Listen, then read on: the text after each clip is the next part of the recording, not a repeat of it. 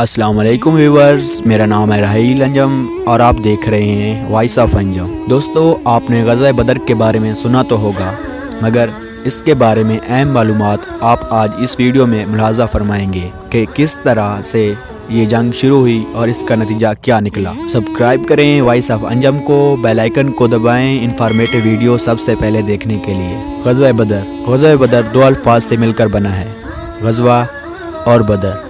دوستو، غزوہ ایسی جنگ کو کہتے ہیں جس میں نبی اکرم صلی اللہ علیہ وآلہ وسلم بذات خود شریک ہوئے ہوں، اور بدر اس جگہ کا نام ہے جس جگہ پر یہ جنگ لڑی گئی۔ مزید انفارمیشن کے لیے آپ کو بتاتا چلوں کہ بدر ایک آدمی کا نام تھا جس کی ملکیت میں کنواں تھا، اسی وجہ سے کنواں کا نام بدر مشہور تھا، اور اب اس زمین کو میدان بدر کہا جاتا ہے۔ دوستو، نبوت کے 14ویں سال 622 عیسوی کو ہمارے پیارے نبی حضرت محمد صلی اللہ علیہ وآلہ وسلم حضرت ابوبکر صدیق رضی اللہ تعالی عنہ کے ہمراہ مکہ سے یثرب کی طرف ہجرت کرتے ہیں، جو کہ مکہ سے تقریباً 342 کلومیٹر کے فاصلے پر واقع ہے۔ یہاں سے آپ صلی اللہ علیہ وآلہ وسلم نے اسلام کو تقویت بخشی اور اس جگہ کا نام یثرب سے مدینہ منورہ تبدیل کیا۔ پہلے 6 ماہ کے دوران مسجد نبوی کی تعمیر مکمل ہوئی، مہاجرین اور انصار کے درمیان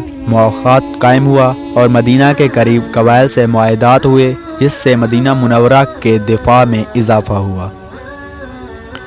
7ویں مہینے میں آپ صلی اللہ علیہ وآلہ وسلم نے مکہ والوں کی حرکت و نقل پر نظر رکھنے کے لیے شام جانے والے راستے پر دستے مقرر کیے۔ اگلے 1.5 سال تک مکہ والوں اور مسلمانوں کے درمیان چھوٹی موٹی جھڑپیں ہوئی، مگر کوئی جانی نقصان نہیں ہوا۔ دوستو، بدر کا مقام مدینہ منورہ سے تقریباً 150 کلومیٹر دور اور مکہ سے تقریباً 300 کلومیٹر دور ہے۔ ہجرت کے دوسرے سال مکہ والوں نے ایک بڑا تجارتی قافلہ تیار کیا، جس سے ہونے والا منافع مسلمانوں کے خلاف جنگ میں خرچ کیا جانا تھا۔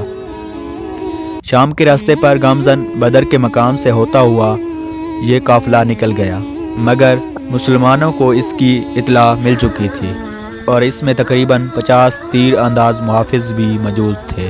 ابو سفیان، جو کہ قافلہ کا سردار تھا، اس کو شک ہوا کہ کہیں مسلمان قافلہ کو لوٹ نہ لیں، تو اس نے 2 کام کیے۔ ایک یہ کہ اس نے اپنا راستہ بدل لیا اور بحر عامر کے ساحل کے ساتھ چلنا شروع کر دیا، اور دوسرا اس نے مکہ کی طرف ایک تیز رفتار ایلچی کو روانہ کیا تاکہ مدد حاصل کی جا سکے۔ ایلچی نے مکہ پہنچ کر اونٹ کی ناک چیر دی اور شور مچانے لگا کہ مدینہ منورہ والوں نے قافلہ پر حملہ کر دیا ہے۔ مکہ والے یہ سن کر مشتعل ہو گئے اور یہ سمجھنے لگے کہ قافلہ واقعے میں لوٹ لیا گیا ہے، اور ابو جہل کی قیادت میں مدینہ پر چڑھائی کے لیے روانہ ہوئے۔ ہوا یوں کہ راستے میں قافلہ صحیح سلامت واپس آ رہا تھا، مگر ابو جہل اور اس کے ساتھی مدینہ پر چڑھائی کرنا چاہتے تھے اور جنگ کیے بغیر واپس جانا نہیں چاہتے تھے۔ دوسری طرف آپ صلی اللہ علیہ وسلم کو مکہ سے آنے والے جنگی لشکر کی اطلاع مل چکی تھی، تو آپ صلی اللہ علیہ وسلم نے 313 آدمیوں پر مشتمل ایک مجاہدین کا لشکر تیار کیا۔ جی ہاں، وہی لشکر جس نے حق و باطل کے درمیان فرق کرنا تھا۔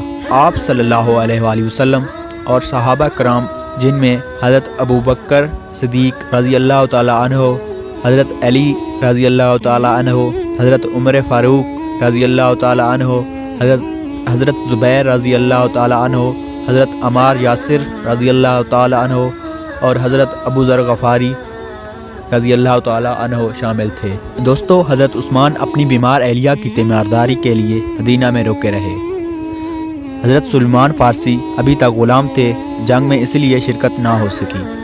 مسلمانوں کی فوج میں 70 اونٹ، 2 گھوڑے، 8 تلواریں اور 2 نیزے شامل تھے، جبکہ اس کے مقابل 1000 کا لشکر، جس میں 700 اونٹ، 200 گھوڑے اور پورا لشکر کیل کانٹے سے لیس تھا۔ حضور صلی اللہ علیہ وآلہ وسلم کا خیمہ مبارک پہاڑی پر نصب کیا گیا، جہاں پر آج ایک مسجد موجود ہے جس کا نام جامع عریش ہے۔ مکہ والوں کا پڑاؤ نشیب میں واقع تھا۔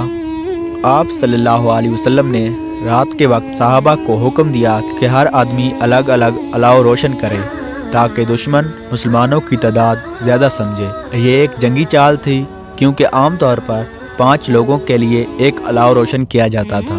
16 اور 17 رمضان المبارک کی درمیانی شب کو حضور صلی اللہ علیہ وآلہ وسلم نے اللہ تعالیٰ سے دعا کی کہ فتح نصیب ہو۔ دوستو، ان دنوں میں عام جنگ سے پہلے انفرادی جنگ ہوا کرتی تھی۔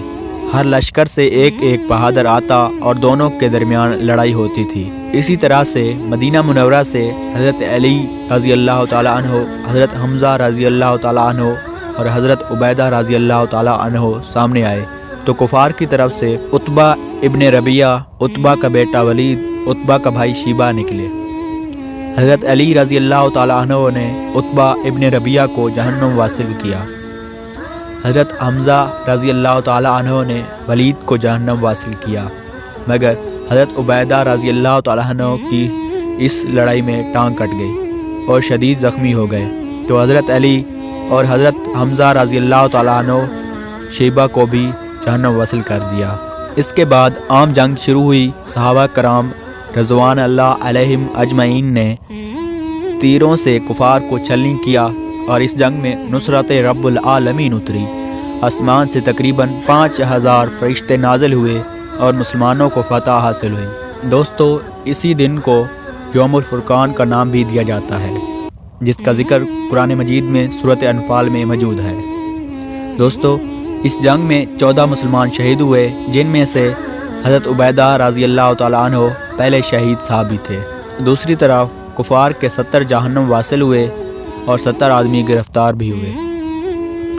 مردہ کفار کو بدر کے کنواں میں ڈال دیا گیا اور حضور صلی اللہ علیہ وسلم نے بدر کے کنویں کی طرف ہو کر فرمایا، کیا اب تم کو بات سمجھ آ گئی ہے؟ اب تم حقیقت سے واقف ہو گئے ہو؟ دوستو، اس جنگ میں حضرت حارث رضی اللہ تعالیٰ عنہ کے 4 بیٹے بھی شہید ہوئے اور ابو جہل کا سر تن سے جدا ہوا۔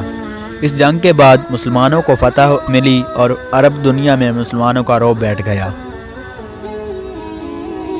ابو جہل کے جہنم واصل ہونے کے بعد مکہ والوں کا سردار ابو سفیان مقرر ہو گیا، جس سے کچھ عرصہ کے لیے امن ہو گیا۔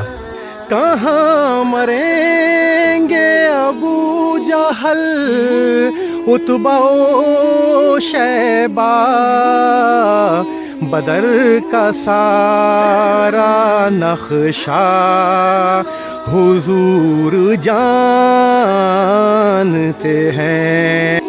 تو دوستو، مزید ایسی معلوماتی ویڈیوز دیکھنے کے لیے ہمارا چینل سبسکرائب کریں اور بیل آئیکن کو پریس کریں تاکہ نئی ویڈیوز سب سے پہلے آپ دیکھ سکیں۔ تو دیجیے اجازت، اللہ نگہبان، اللہ نگہبان۔